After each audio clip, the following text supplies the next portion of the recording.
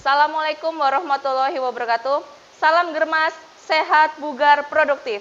Cegah stunting itu penting. Terima kasih. Saya perkenalkan, saya petugas promosi kesehatan dari Puskesmas Sokaraja 1. Pada hari ini akan menjelaskan, akan membahas, kita belajar bareng-bareng tentang penyakit demam berdarah dan chikungunya. Apa bedanya demam berdarah dan chikungunya? Bagaimana cara penularannya dan bagaimana cara pencegahannya akan kita bahas lebih lanjut dalam slide kali ini. Apa itu demam berdarah? Demam berdarah merupakan salah satu penyakit menular yang dapat menimbulkan wabah penyakit. Ini salah satu masalah kesehatan di Indonesia yang dapat menimbulkan kematian. Juga karena perjalanan penyakitnya cepat dan dapat menyebabkan kematian dalam waktu singkat. Slide pertama.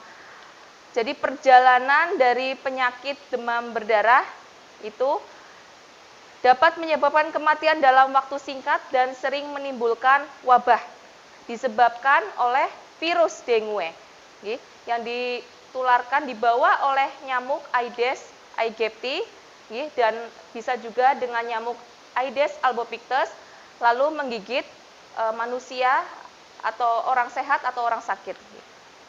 Nah, ini penularan DBD yaitu umumnya melalui gigitan nyamuk Aedes aegypti, meskipun dapat juga ditularkan oleh nyamuk Aedes albopictus yang biasanya hidupnya itu di kebun-kebun.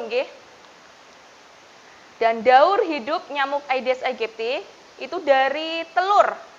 Dari telur sampai nyamuk dewasa itu biasanya nyamuk membutuhkan waktu sekitar 7 sampai 10 hari. Dan tiap 2 hari nyamuk dewasa membutuhkan darah untuk bertelur. Darah di sini itu bukan untuk makanan tapi untuk mematangkan sel-sel telur. Nyamuk yang biasanya menggigit manusia itu adalah biasanya nyamuk betina. Nah, nyamuk betina menghisap darah manusia itu untuk mematangkan sel-sel telurnya. Itu 2 hari sekali. Lalu dan umur nyamuk dewasa betina itu bisa mencapai 2 sampai 3 bulan. Jadi sekali bertelur nyamuk betina dewasa itu biasanya bertelur sekitar 150 sampai 200 butir telur. Bayangkan jika telur-telur itu semuanya menetas, berapa banyak jadi nyamuk dewasa. Ini masa inkubasi demam berdarah dengue itu biasanya 4 sampai 7 hari bahkan 3 sampai 15 hari. Sesudah masa inkubasi selama 3 sampai 15 hari orang yang tertular dapat mengalami atau menderita penyakit ini dalam salah satu dari 4 bentuk berikut. Bisa yang dari bentuk pertama bentuk abortif, penderita tidak merasakan suatu gejala apapun. Yang kedua dengue klasik, penderita mengalami demam tinggi selama 4 sampai 7 hari, nyeri pada tulang biasa di persendian gitu, dan diikuti dengan munculnya bintik-bintik merah atau bercak-bercak merah, tapi bukan bintiknya bukan karena gigitan nyamuk. Di bawah kulit, bintik-bintiknya di bawah kulit, jadi saat ditekan masih kelihatan, bintik-bintiknya. Lalu ada bentuk dari dengue hemorrhagic fever, atau demam berdarah dengue, itu gejalanya sama dengan dengue klasik, ditambah dengan perdarahan dari hidung atau biasanya kita mimisan, terus mulut, dari mulut atau dubur juga. Lalu bentuk yang keempat itu dengue shock syndrome atau DSS. Ini gejalanya sama dengan demam berdarah dengue, tapi ditambah dengan shock. Bentuk ini kalau DSS ini bisa berujung pada kematian. Bagaimana mekanisme penularan? Jadi mekanismenya dari seseorang, dari orang sakit yang di dalam tubuhnya atau di dalam darah ada virus dengue-nya, lalu digigit oleh nyamuk sehat. Nyamuk sehat. Jadi virus dengue ini berada di dalam darah kurang lebih 4 sampai 7 hari. Nah, jika penderita DBD ini digigit oleh nyamuk sehat, maka virus dengue tersebut masuk ke dalam nyamuk sehat, jadi nyamuknya sudah terkontaminasi oleh virus dengue. lalu nyamuk itu menggigit orang sehat. Nah, itu cara penularannya DBD. Nggih. Seperti ini skemanya nggih, dari nyamuk terus menggigit penderita nggih, penderita yang sudah ada virus dengue di dalam darahnya. Lalu virus dengue tersebut masuk ke lambung Aedes dan menyebar ke jaringan nyamuk termasuk liur. Nggih, jadi nanti penularannya saat menyamuk gigit di liurnya itu di kelenjar liurnya sudah mengandung virus dengue. Lalu menularkan ke orang lain, orang yang sehat. Nah, itu cara penularan DBD. Perlu diketahui, virus dengue yang berada dalam tubuh nyamuk itu bisa menurun juga kepada telur-telur atau calon anaknya, gitu nggih. Jadi sepanjang hidup. Jadi ibaratnya penyakit turunan nyamuk nggih. DBD, demam berdarah dengue ini umumnya menyerang pada anak-anak nggih usia kurang dari 15 tahun biasanya. Tetapi juga banyak orang dewasa juga banyak yang terkena. Nggih. Karena apa? Anak-anak banyak yang terserang karena mereka mungkin daya tahan tubuh atau imunitasnya masih kurang, nggih. Jadi banyak menyerang pada usia anak-anak. Dan biasanya nyamuk Aedes aegypti betina itu mencari mangsa pada pagi dan sore hari. Jadi jam-jam aktifnya nyamuk Aedes aegypti ini adalah pagi dari jam 7 sampai jam 10 dan sore hari dari jam 3 sampai jam 5 itu aktivitas menggigitnya. Nah, di mana tempat-tempat potensial bagi penularan DBD? Salah satunya yaitu di wilayah yang banyak kasus DBD-nya atau endemisnya. Yang kedua, tempat-tempat umum seperti sekolah, rumah sakit, gitu, puskesmas, hotel, pasar, restoran, tempat ibadah, dan lain-lain. Yang ketiga, pemukiman baru di pinggir kota. Karena kan lokasi ini banyak penduduknya dari berbagai wilayah, jadi bisa tular-tularan. Lalu kita melihat tempat kemungkinan perkembangbiakan nyamuk Aedes aegypti. Itu di mana saja? Biasanya itu di tempat-tempat penampungan air, seperti di bak mandi, drum, tangki, atau ember gitu, tempayan, itu biasanya nyamuk Aedes aegypti bertelur di situ. Nah, ciri khas nyamuk Aedes aegypti memang suka bertelur di tempat yang air bersih atau tidak bersentuhan langsung dengan tanah gitu. Terus lagi di tempat-tempat air penampungan air seperti tempat minum burung, tempat minum burung atau hewan ternak, dari vas bunga atau barang-barang bekas seperti di ban, kaleng, botol bekas, dan lain-lain.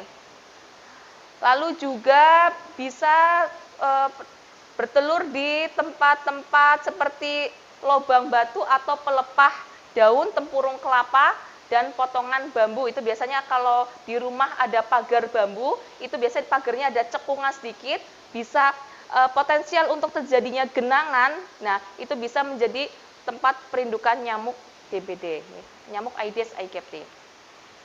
Ini salah satu contoh gambar-gambar tempat bertelur nyamuk, ya, bisa di pelepah daun, persembunyian di daun-daun, terus di pagar bambu, itu barang-barang bekas, pot juga. Nah, mekanisme cara penularannya tadi sudah dijelaskan, jadi dibagi dua, dibagi dua dari secara alami dan transovarial.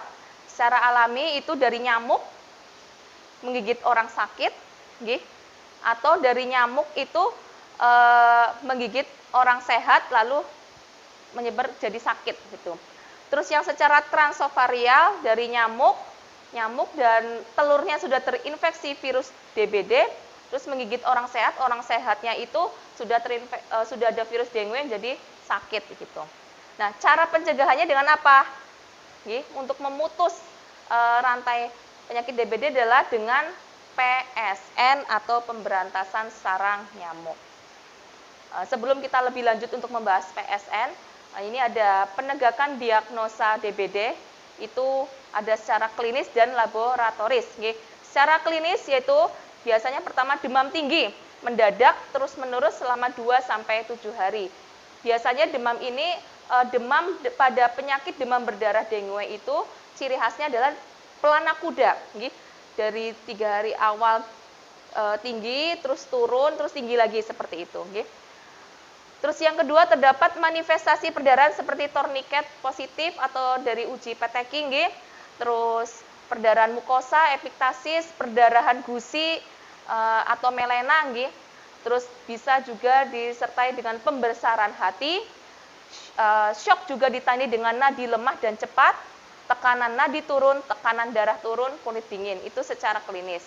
Sedangkan secara uji laboratoris bisa ditunjukkan dengan trombosit itunya kurang dari 100.000 mmDL. Dan yang kedua, laboratoris bisa dengan hemokonsentrasi, peningkatan hematokrit 20% atau lebih. Itu penegakan diagnosa DBD. Nah, ini pencegahannya, nggih. Jadi tidak ada vaksin yang tersedia secara komersial untuk penyakit DBD. Nggih. Jadi pencegahan utama penyakit demam berdarah itu adalah menghapus atau mengurangi vektor nyamuk demam berdarahnya, nggih.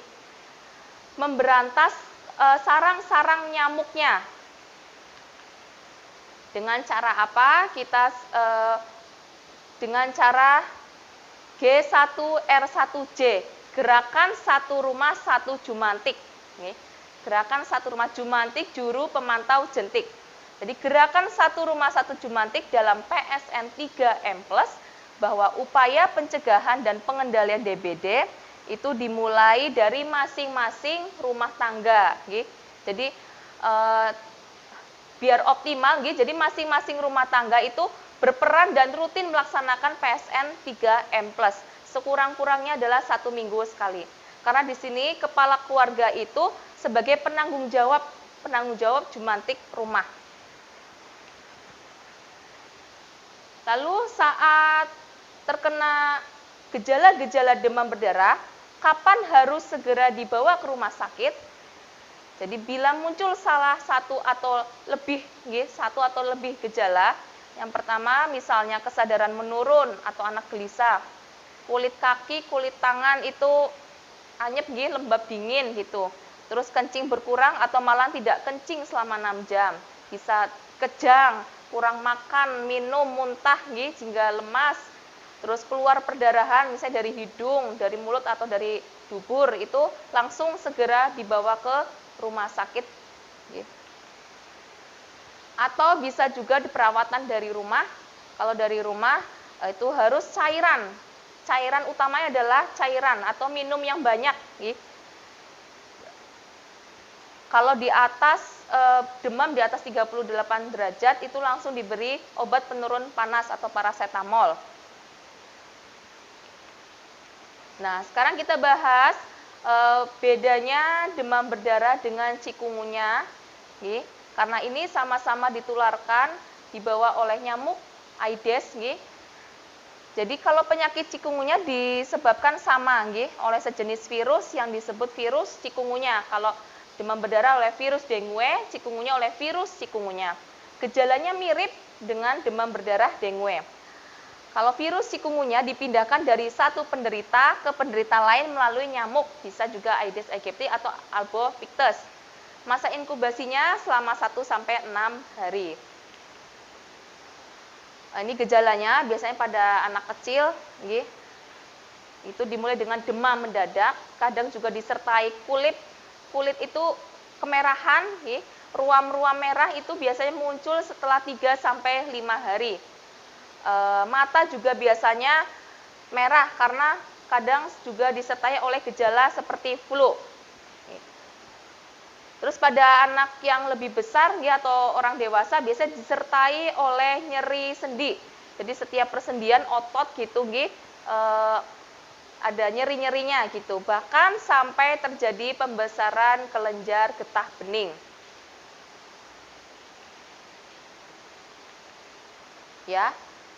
Ini cara pencegahan yang efektif dari demam berdarah dan chikungunya yaitu dengan 3M+. Yang sudah seperti kita kenal sebelumnya yang paling efektif pencegahan penyakit demam berdarah memang dengan pemberantasan dengan 3M+.